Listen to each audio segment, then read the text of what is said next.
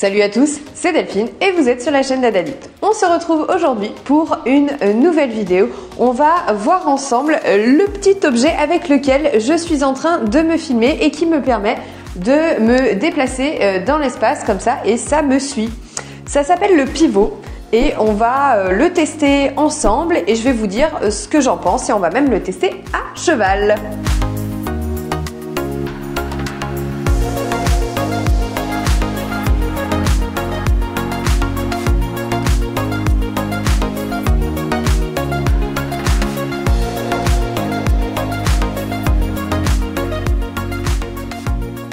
Alors, le pivot, il a plusieurs utilisations possibles. Nous, on va surtout s'attacher à le tester avec sa fonction suivi quand on est à cheval, mais vous pouvez également l'utiliser dans ce type de cas de figure où vous avez envie de faire une vidéo de présentation et l'objet va pouvoir vous suivre dans vos déplacements, ou alors vous pouvez le mettre en fonction portrait et là il va suivre même votre regard et donc ça c'est assez intéressant. Vous pouvez également l'utiliser si par exemple vous êtes agent immobilier et que vous avez besoin de faire des vues 360 d'une pièce, de l'espace. Il y a également un mode chien que vous pouvez activer pour faire des vidéos de votre chien en mouvement, ça marche très très bien. De façon globale, le suivi du mouvement du corps humain fonctionne également bien. Vous pouvez donc l'utiliser pour n'importe quel sport que vous pratiquez et que vous avez envie de filmer avec un trépied. Ce qu'il faut savoir, c'est qu'on m'a envoyé gratuitement ce pivot pour que je vous en fasse une démonstration, ce qui ne va pas m'empêcher de vous faire un retour des plus sincères sur ses avantages ainsi que ses inconvénients. La suite aux écuries. Nous voici donc arrivés. J'ai évidemment pris avec moi ma mallette pivot dans laquelle tout est rangé. Tout tient absolument dans cette petite mallette qui est facilement donc transportable. À gauche, vous voyez à l'intérieur le petit pod plus le support qu'on va utiliser aujourd'hui, ainsi que le fameux trépied que j'adore, qui est vraiment top qualité. On a également une petite télécommande qui nous permet de gérer le pod. Et on va tout de suite commencer par déployer le trépied. Vous voyez qu'il est vraiment très compact, tout se déplie super facilement et vous pouvez même régler l'inclinaison des pieds, c'est hyper facile. Ensuite, on gère la hauteur que l'on veut pour poser le pod. Vous voyez qu'on peut le déplier vraiment assez haut, environ 1,60 m à son maximum. Je dévisse le petit support qui est à l'heure actuelle sur le pod pour le remplacer par celui que je souhaite utiliser aujourd'hui. On visse le tout, on serre bien pour que tout soit le plus fixe possible afin d'avoir le meilleur rendu. Vous voyez que le petit support que j'ai choisi d'utiliser aujourd'hui, il est très bien puisque on peut l'orienter. Ensuite, on fixe tout ça sur le trépied en le vissant. C'est hyper simple. Voilà, on serre bien. Pour l'allumer, c'est tout bête. On fait un appui long. Voilà, et la lumière bleue se met à clignoter, ça veut dire qu'il est en marche. Ensuite, là, on vous a fait un superbe insert pour vous montrer comment ça se passe quand on installe l'application qui s'appelle Pivot Plus. Donc, il vous demande quel sport vous pratiquez. Donc là, on sélectionne équitation. Il vous demande d'activer le Bluetooth, évidemment. Donc, on active le Bluetooth. Une fois que le pod est allumé, on vient vraiment cocher, voilà, Pivot S par exemple. Et il se connecte tout seul, franchement c'est vraiment hyper facile. Il vient vous demander les autorisations pour utiliser la caméra, le micro, nickel. Là en bas vous avez des petites options qui vous permettent de sélectionner le mode que vous voulez utiliser, donc nous c'est cheval. Et ensuite vous avez cet écran de paramétrage donc qui est vraiment intéressant et c'est l'écran qui va plutôt vous occuper un petit peu tout le temps. Vous pouvez gérer l'auto-zoom par exemple, le suivi prédictif qui est plutôt important à cheval et que moi j'active, et vous gérez également la vitesse de rotation. Donc là moi je le mets à son maximum pour essayer d'avoir le plus de fluidité possible. Si vous voulez encore moins vous casser la tête, il existe des pré-réglages. Moi par exemple, j'utilise le pré-réglage cheval. Voilà. Donc, ce qu'il faut savoir, c'est que on ne peut filmer avec le mode cheval uniquement en paysage. Donc là, on filme avec notre moins bon téléphone. C'est un Redmi Note 9 Pro. Ce qu'il faut savoir, c'est que la qualité de la vidéo va vraiment dépendre aussi de votre téléphone. Il est aussi bon de noter que là, par exemple, on est sous une petite pluie qui est relativement fine. Évidemment, s'il pleut des trompes d'eau, vous ne pourrez pas utiliser le pivot. Ça n'est pas fait pour résister à des trompes d'eau. Idem pour le téléphone. Les images que vous voyez sont filmées avec le pivot et avec le téléphone. Donc je répète, c'est un Redmi Note 9 Pro. C'est pas mon téléphone actuel, donc on voit bien que les images sont un petit peu de moins bonne qualité. Et on voit bien quand même que le pivot marche bien, qu'il arrive bien à me suivre quand même. Il arrive à faire des auto-zooms. Là, il y a des chevaux en arrière-plan, ils ne se mélangent pas.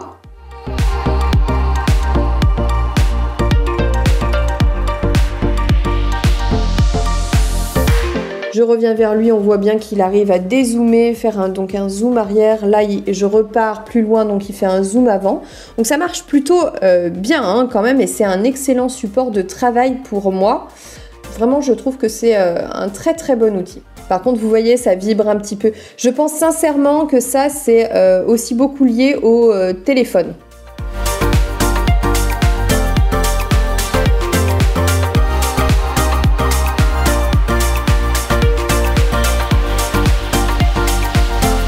Nous voici de retour à la maison après notre petite séance à cheval.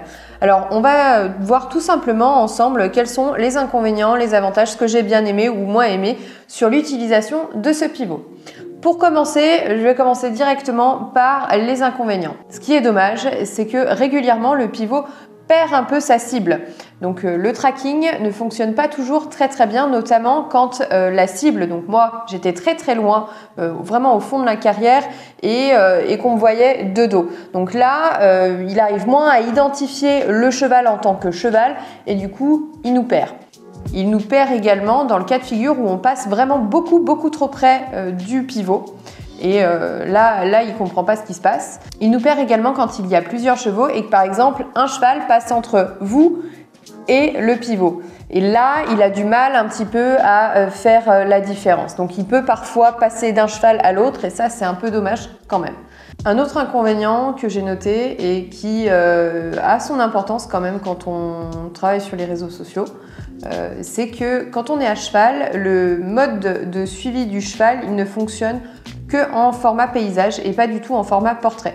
Ce qui veut dire que pour faire du portrait après derrière, quand on veut faire des réels ou des stories, c'est un petit peu compliqué. Ça s'explique tout simplement avec ces histoires de suivi prédictif où il essaye de prévoir un petit peu nos déplacements pour fluidifier les mouvements du pivot.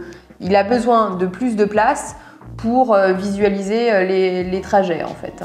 Il faut aussi prendre en compte le fait qu'il ne va pas supporter une pluie dense. Nous, là, il était question d'une pluie fine, donc ça va. Mais pour une pluie forte, vous ne pourrez pas le mettre sous l'eau.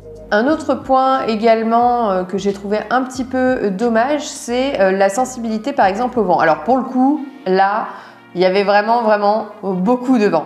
Mais du coup, ça fait quand même des petites secousses au niveau du pivot et ça se voit à la caméra. Donc, c'est un petit peu dommage quand on veut faire de très belles images de qualité et qu'on est seul.